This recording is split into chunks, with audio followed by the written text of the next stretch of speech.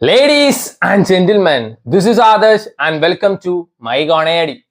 So നമ്മൾ ഇന്ന് സംസാരിക്കാൻ പോണത് ഒരു മിസ്റ്ററി ത്രില്ലർ സിനിമയെ പറ്റിയിട്ടാണ്.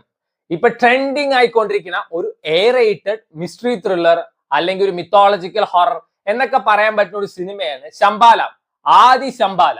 സോ ഞാൻ ഭയങ്കര വെയിറ്റ് ചെയ്തിരുന്ന ഒരു സിനിമയാണ്. കാരണം ഈ മിസ്റ്ററി ത്രില്ലർ, ഹൊറർ, മിത്തോളജിക്കൽ എലമെന്റ്സിന്റെ പരിപാടിയൊക്കെ നോമിന്റെ ഫേവറേറ്റ് ജോണറാണ്. സോ ഈ സിനിമയിൽ എങ്ങനെയാണ് വെച്ചാൽ സ്വാസിക ഉണ്ട് കേട്ടോ. സ്വാസിക അറിയാലോ, ലബ്ബർ പന്തിലൊക്കെ കിടു പെർഫോമൻസ് ആയിട്ട് നിൽക്കുകയാണ്. ആ സമയത്താണ് പോയിട്ട് രണ്ടാം യാമം പറഞ്ഞിട്ട് ഒരു പടം ഇറങ്ങിയിട്ടുണ്ടായിരുന്നു. അപരാധം പീക്കായിരുന്നു.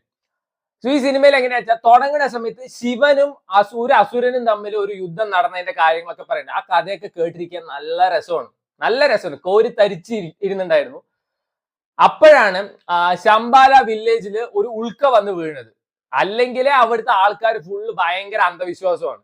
ഇപ്പൊ ഇതും കൂടി വന്ന് വീണപ്പോ പശുവിനെ കറക്കുന്ന സമയത്ത് പാലിന് വരാൻ ബ്ലഡ് ഒക്കെ വരാൻ തുടങ്ങി. അപ്പൊ ഒരു സ്വാമിജി വന്ന് പറഞ്ഞു, എന്തൊക്കെ ഈവിൾ ഫോഴ്സസ് വന്നിട്ടുണ്ട്, സൂക്ഷിക്കണം, ഇല്ലെങ്കിൽ ഈ നാട് നശിക്കുന്നൊക്കെ.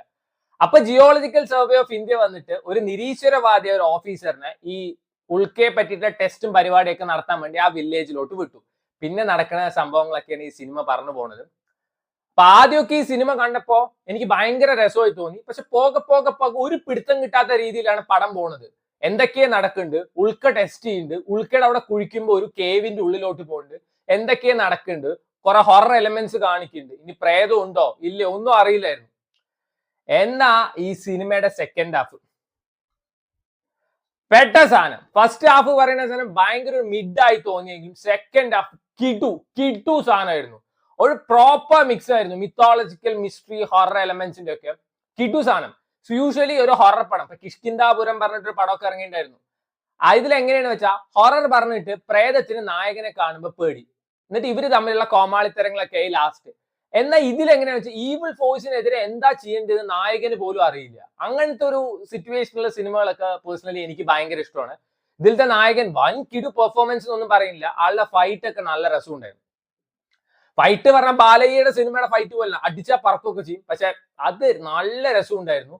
ഈ ഫസ്റ്റ് ഹാഫിൽ ഉണ്ടായിരുന്ന സംശയങ്ങളൊക്കെ second Hafil our sequence by sequence connect ചെയ്തത് എനിക്ക് ഭയങ്കര ഇഷ്ടമായി. പ്രോപ്പർ എക്സ്പ്ലനേഷൻ അവർ സെക്കൻഡ് ഹാഫിൽ തന്നിട്ടുണ്ട്. ചില ട്വിസ്റ്റും പരിപാടിയൊക്കെ ഉണ്ട്. സെക്കൻഡ് ഹാഫ് ഇതിന്റെ പീക്ക് സാധനമാണ്. ആൻഡ് ഈ സിനിമയുടെ മ്യൂസിക് വർക്ക് കിടുവായിരുന്നു.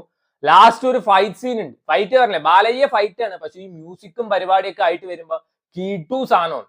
ലാസ്റ്റ് ഈ പ്രേതമൊക്കെ വന്നിട്ട് ആ വില്ലേജിന് ഫുള്ള് തവിട് പൊടിയാക്കാൻ പോകും. അപ്പൊ നായകൻ വന്ന് രക്ഷിക്കുന്ന പരിപാടിയൊക്കെയാണ് പറഞ്ഞു പോണ്. ഞാൻ പറയല്ലേ, സ്വാസിക ഉണ്ട് ഈ സിനിമയിൽ നിന്ന്. സ്വാസിക ശരിക്കും ഒരു ഐറ്റത്തിനെ പോലെയാണ് ഇത് പ്രസന്റ് ചെയ്തിരിക്കുന്നത്. സ്വാസിക എന്തിനീ പടം ചെയ്തു എന്ന് എനിക്ക് അറിയില്ല. ശരിക്ക് ലിറ്ററലി ഒരു ഐറ്റത്തിനെ പോലെയാണ് കാണിച്ചിരിക്കുന്നത്. ഒന്നുമില്ല ആൾക്ക് പെർഫോം ചെയ്യാനൊക്കെ. ലബ്ബ പന്ത് പോലെ ഇത്രയും കിടു ഒരു പടം ചെയ്തിട്ട് ഇങ്ങനത്തെ ഒരു റോള് ചെയ്യേണ്ട ഒരു ആവശ്യം ഉണ്ടായിരുന്നില്ല.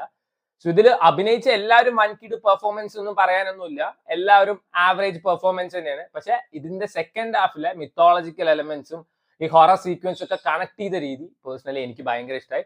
Try it out. ആഹാ തെലുങ്കിൽ അവൈലബിൾ ആണ്.